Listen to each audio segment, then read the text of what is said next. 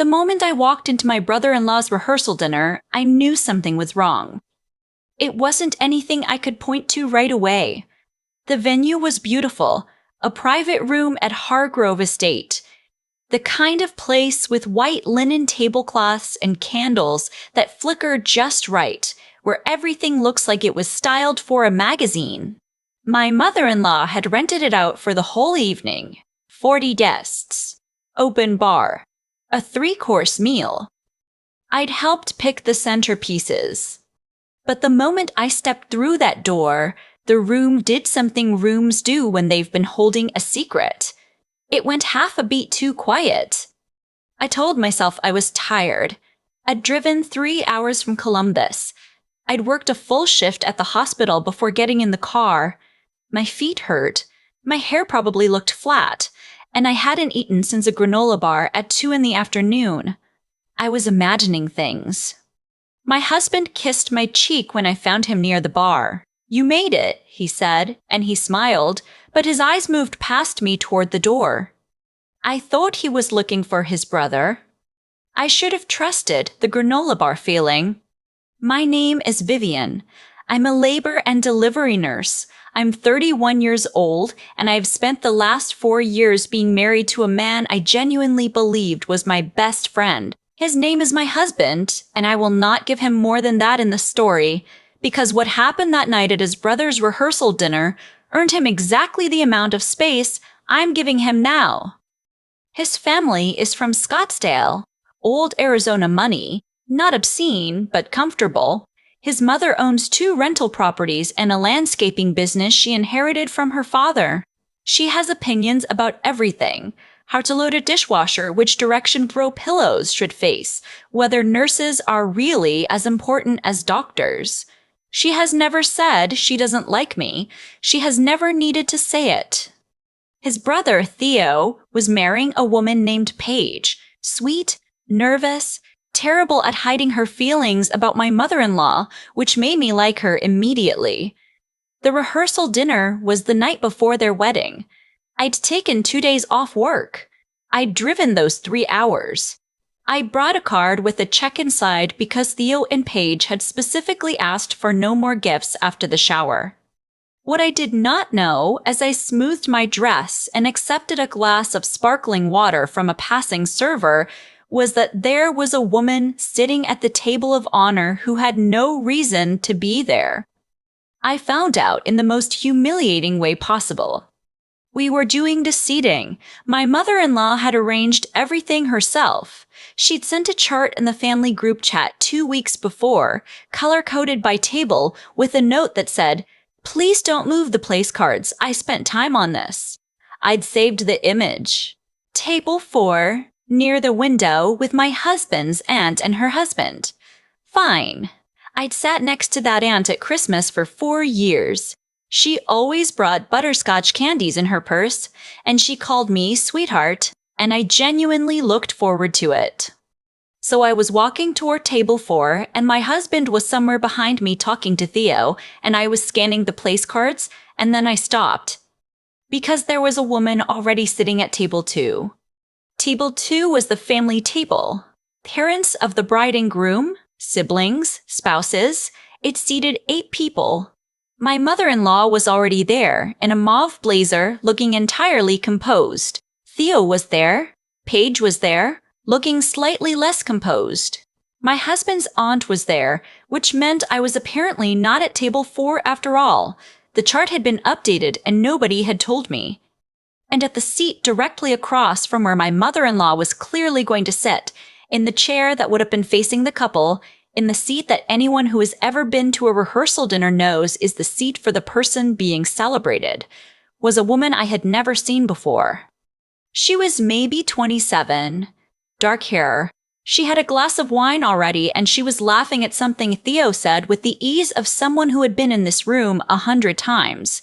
She was wearing a green dress. I remember the green dress specifically because my brain cataloged it the way your brain catalogs things right before it tells you that something is very, very wrong.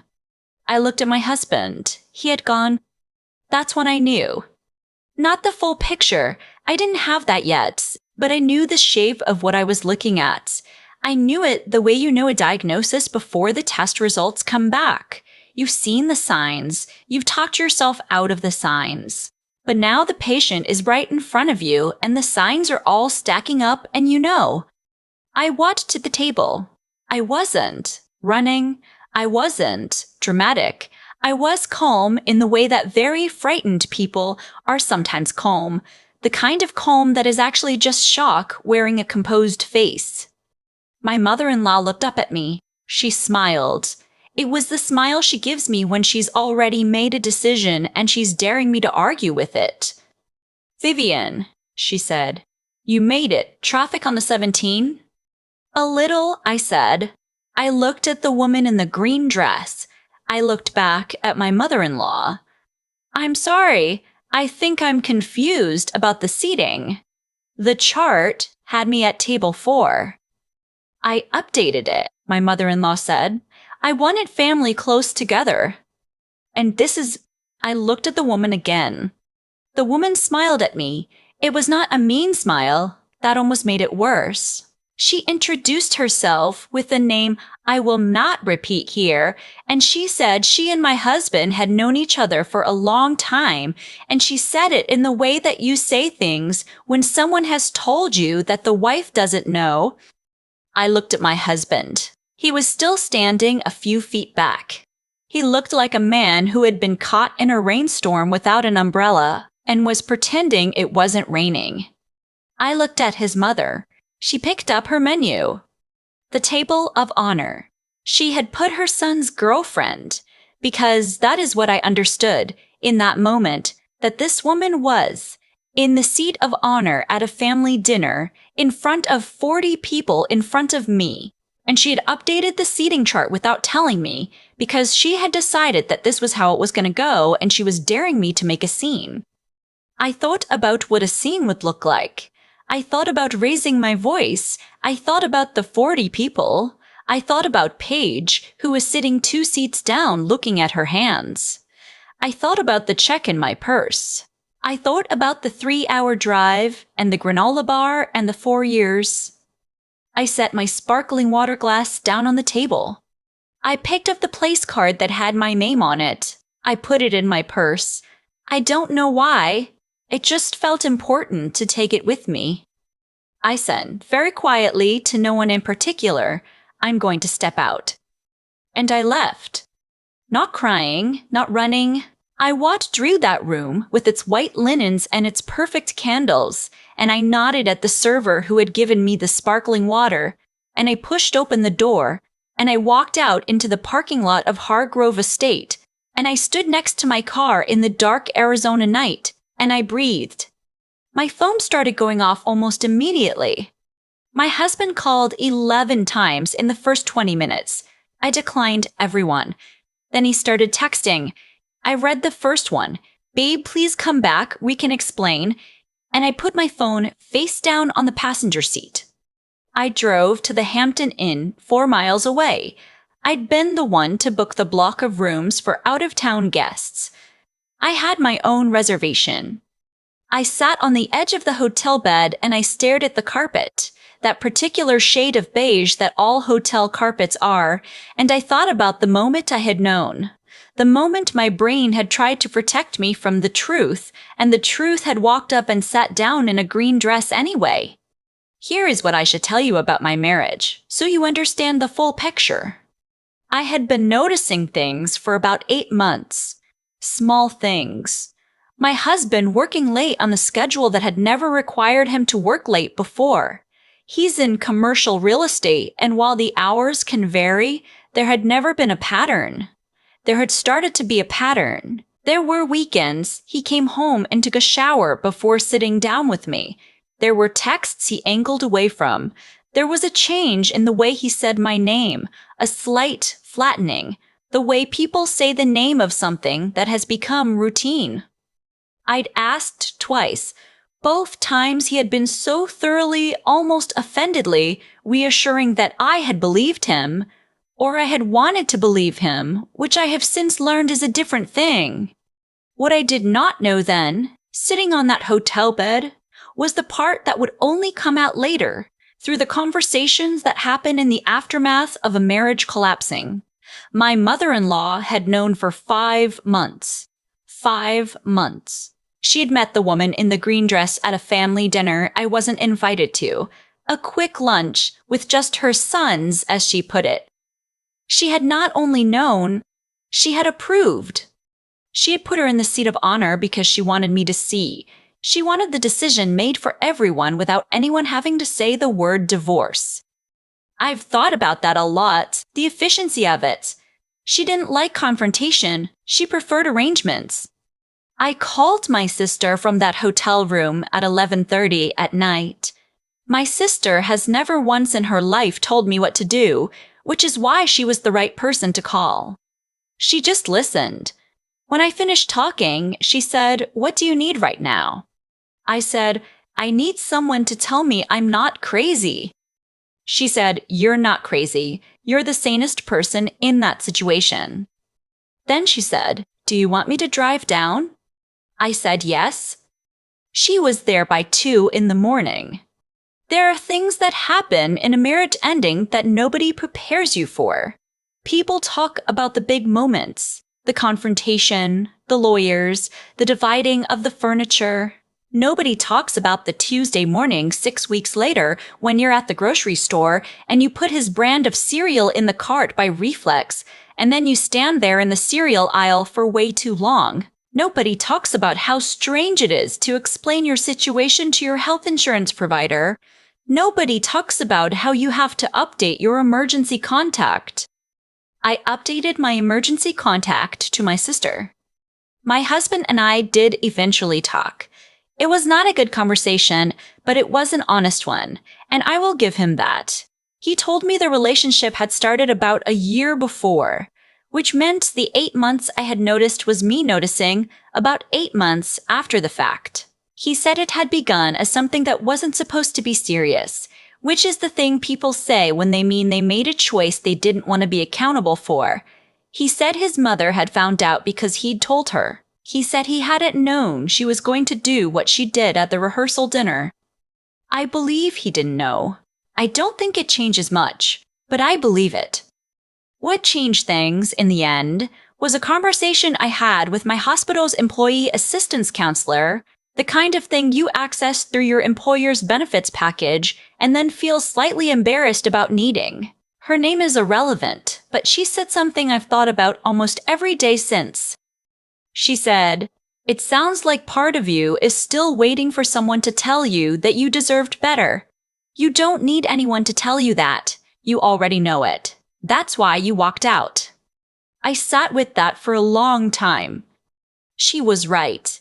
I had known. That's why I had walked to the parking lot instead of sitting down. Not because I was weak and couldn't handle it. Because some part of me had already, somewhere in those 8 months of noticing, made up my mind about what I would and wouldn't accept. The rehearsal dinner just clarified the timeline. The divorce process in Arizona takes a minimum of 60 days from the date of filing for a dissolution of marriage with no children involved. We had no children. We had a joint bank account, a car that was in my name only, and a lease on an apartment in Columbus that I had signed myself because my credit score was better. The apartment was mine. The car was mine. The joint account, we split. I won't tell you the divorce was easy. It wasn't. There were moments I grieved the marriage. Not him, exactly, but the version of my life I had believed I was living.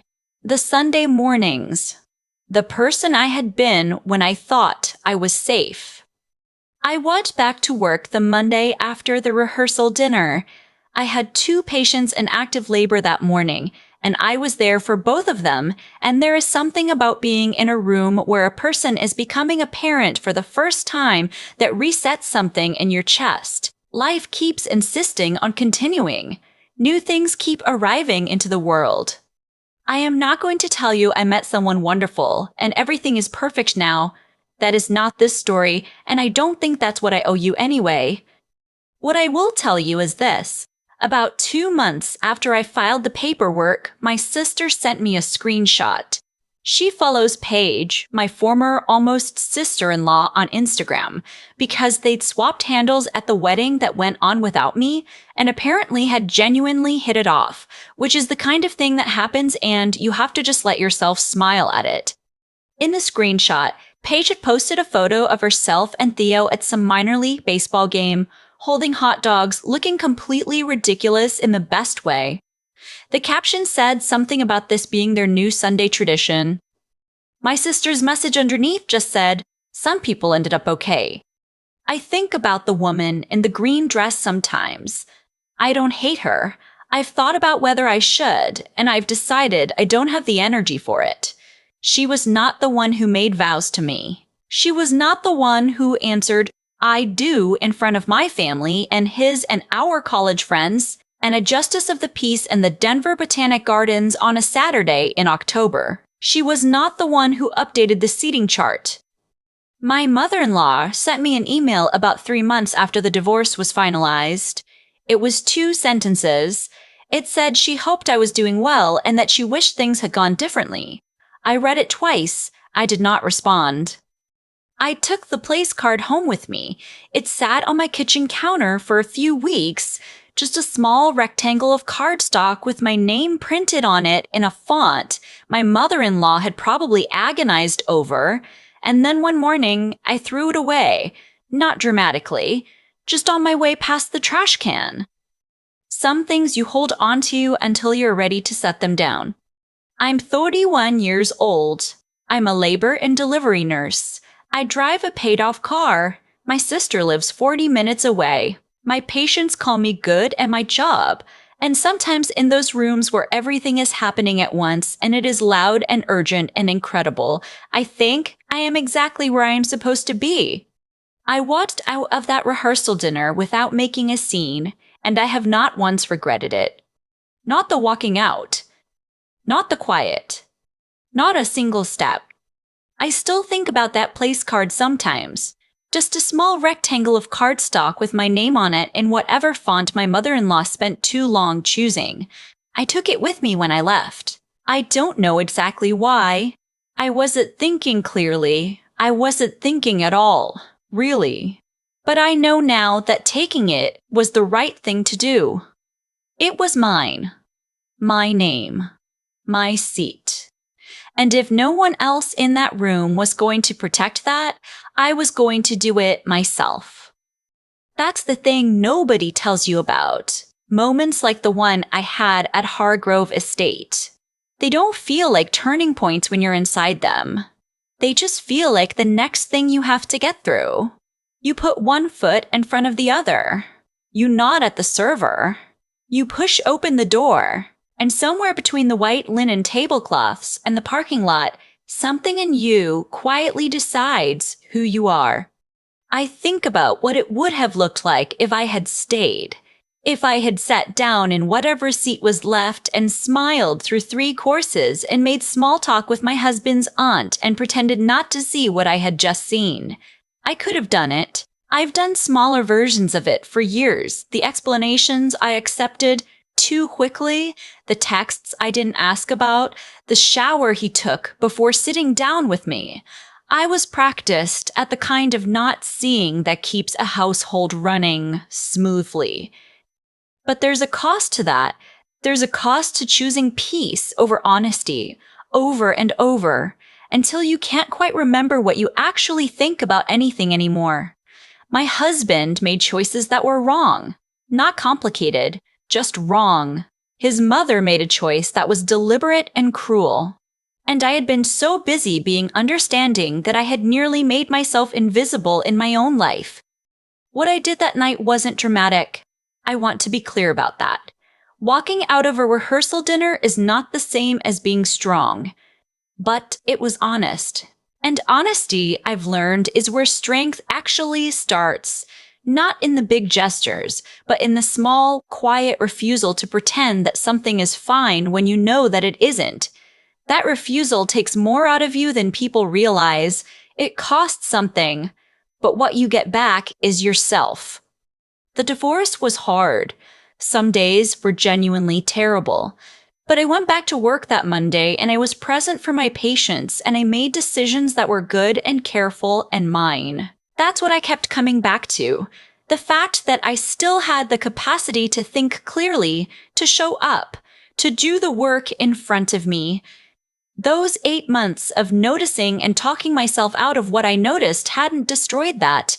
It was still there. I am not the same person I was walking into that venue. I don't think I want to be. That woman was kind in ways that cost her too much and asked for too little in return. I'd like to think I'm still kind. I'd just like to think I know now that kindness toward yourself is not a betrayal of anyone. It's the foundation everything else has to be built on. I took the place card. I kept it for a few weeks. Then one morning I threw it away on my way past the trash can without stopping. Some things you carry until you're ready to set them down, and then you just set them down.